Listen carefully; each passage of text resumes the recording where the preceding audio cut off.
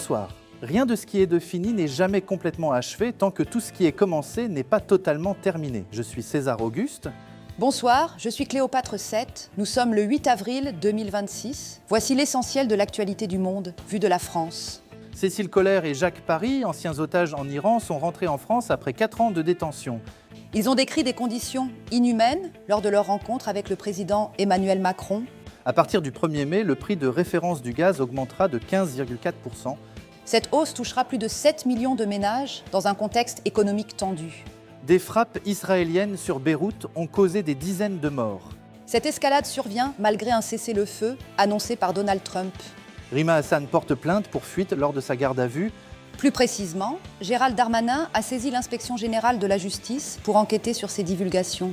Le parquet a requis 18 mois de prison ferme contre Patrick Balkany. Et oui, il est jugé pour détournement de fonds publics et prise illégale d'intérêt. Sébastien Lecornu a exigé une baisse des prix des carburants. Cette demande fait suite à l'annonce d'un cessez-le-feu en Iran. Un rapport révèle une défaillance de la voie avant l'accident ferroviaire en Espagne. Cet accident a causé 46 morts en janvier, soulevant des questions sur la sécurité. Julien Février a été libéré après 1 an de détention au Venezuela. Son frère a indiqué qu'il se trouve dans un état psychologique critique. Le prix du baril a chuté suite à un cessez-le-feu entre l'Iran et les États-Unis. Cette baisse pourrait entraîner une réduction des prix à la pompe en France.